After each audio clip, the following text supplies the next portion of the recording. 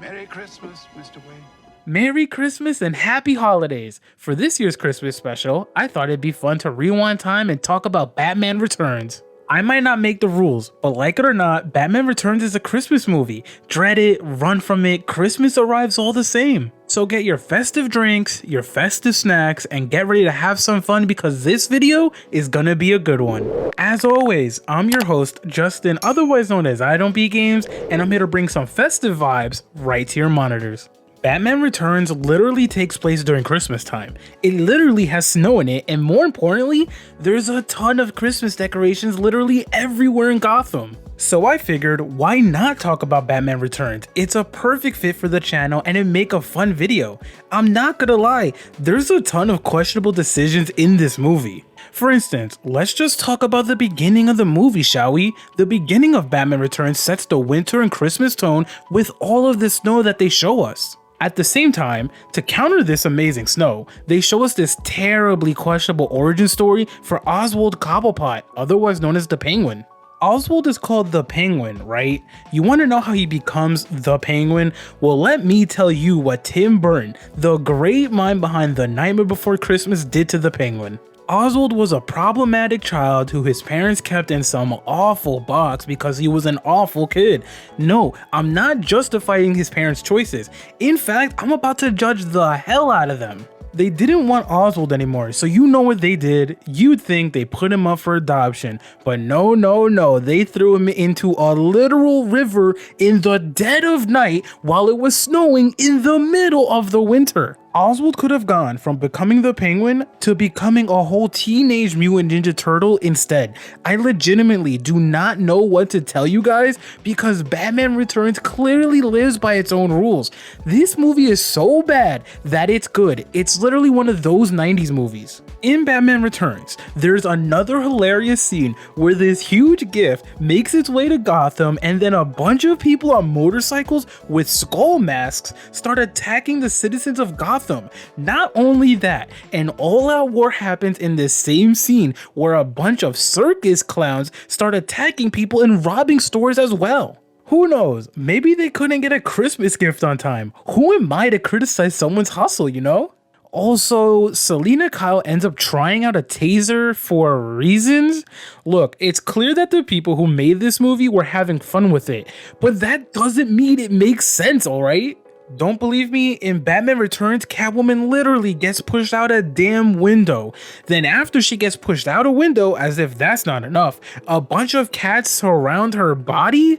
After that, some cats start biting her hands or some nonsense, and then suddenly, boom, that's the birth of Catwoman. She then goes to her apartment, almost zombie-like in character, and takes this awful leather jacket that she has and begins to make the world's most uncomfortable suit. Fun fact, I looked into this movie on Wikipedia. Apparently the actress who played Selina Kyle in this movie had to wear this damn suit for 12 to 14 hours straight besides lunch times. Imagine having to deal with this awful looking suit for nearly a whole day. I have to give credit where it's due because that could never be me. Going back to this stupid origin story for Catwoman, it was almost like they took this idea for the original Spider-Man movie with Tobey Maguire, except made it way more interesting and logical. I almost want to figure out a way to justify Tim Burton's origin stories to this point for both Penguin and Catwoman, but like, I don't know if I even can.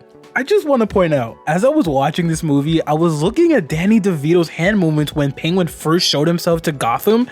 It took me a minute to notice that this dude, deadass, has hands that look like Penguin hands because of reasons, I guess? No, really, I don't know what reason they chose when it came to this choice. Not only that, but they felt the need to give us a super up-close shot of Danny DeVito disgustingly eating a fish because apparently he likes fish a lot? What is this? It's Always Sunny in Philadelphia?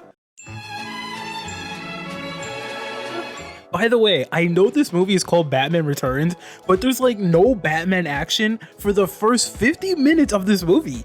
This entire movie so far has been Catwoman coming back to life after being resurrected by cats with supernatural powers or whatever.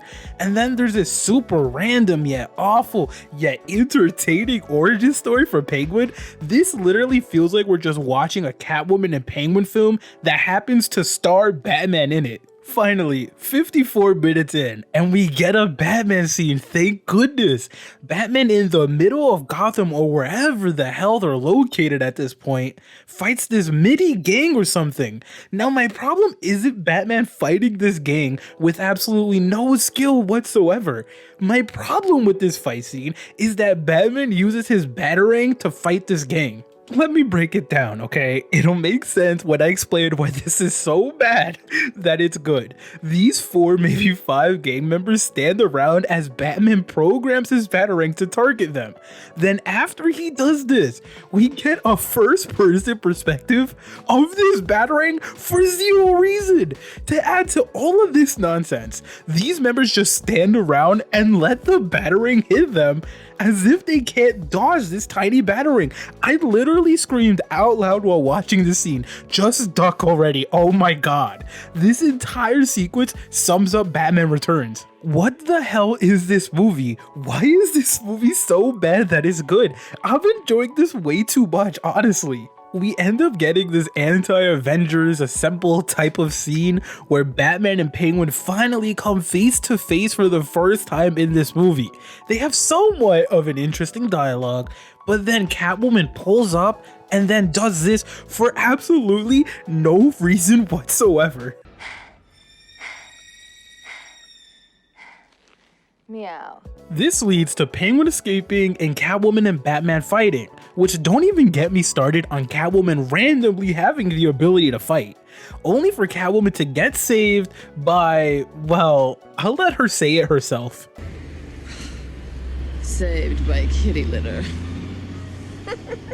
Penguin announces his bid for mayor of Gotham, only to then be approached by Catwoman. They decide to use the power of friendship to team up together and attempt to take down Batman because, you know, reasons? Batman's grand plan is to have dinner with Catwoman, which leads to one hell of an interesting dinner. The dinner gets cut short because both Batman and Catwoman need to go to the same place because, you know, Penguin is out here being an absolute inconvenience in the center of Gotham. A bunch of things go wrong, which lead to Batman and Catwoman coming face to face again. Batman this entire time apparently had wings that were a part of his suit. So of course, he gets away and flies into Gotham while a bunch of bats are flying around the center of Gotham after their Christmas tree was finally lit up. Hey, that's the Christmas spirit right there if you ask me. Penguin and Catwoman have a conversation that leads to Penguin turning on Catwoman. That then is followed up by this awfully looking scene that clearly is done by a green screen as Penguin's umbrella lifts Catwoman into the air. Penguin's gang happened to reprogram the Batmobile, so when Batman gets into the Batmobile, it turns out that Penguin can control it via some sort of wacky remote technology. A full-on scene that would make Fast and the Furious proud happens, which, by the way, is filled with awful puns by Penguin. It's a 90s movie, I'll let it slide, don't worry.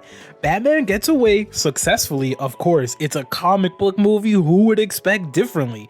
Meanwhile, Penguin is giving a speech to the people of Gotham, and Batman takes it upon himself to jam their frequencies. In doing so, Batman plays random bits of dialogue that Penguin said throughout the movie, and let's just say, the people of Gotham didn't respond positively to those things. Penguin runs away from the scene and jumps right back into the river to go back to his people, aka penguins.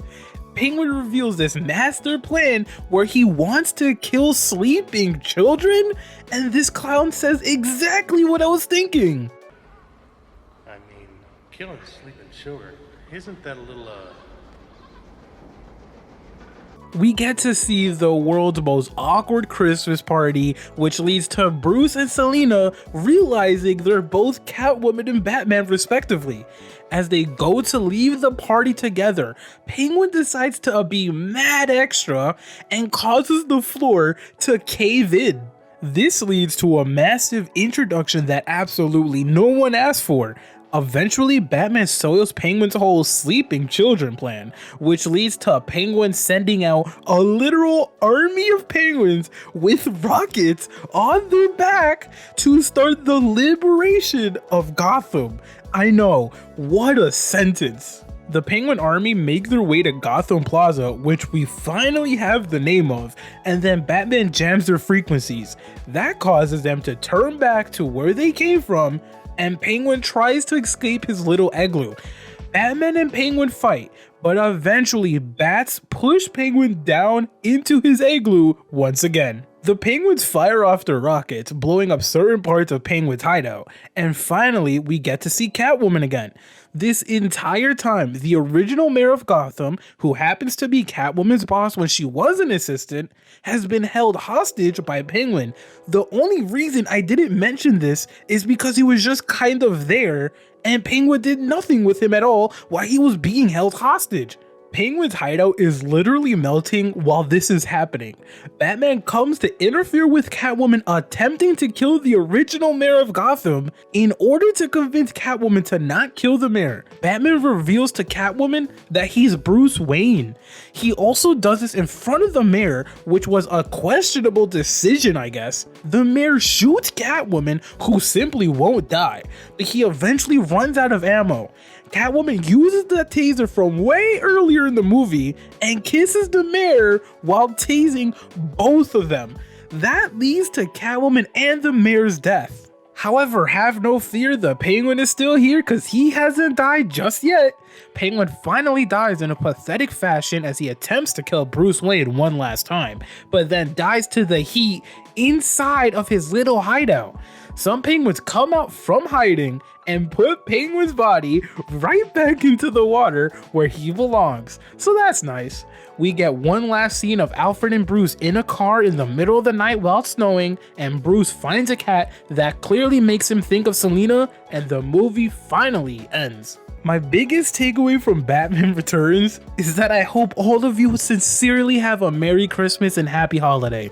It's been an amazing few months since I've started YouTube, and from the bottom of my heart, I appreciate every single one of you that tune into my videos. At the beginning of the year, I put the goal of at least getting 100 subscribers on YouTube or Twitch at the top of my list for my 2020 goals. I'm so happy that we managed to smash that and hit over 160 subscribers. Without all of you, I don't know how I would have gotten through 2020. From the bottom of my heart, I hope all of you spend time with your families, relax, and have some fun as we all get to bring in 2021 finally.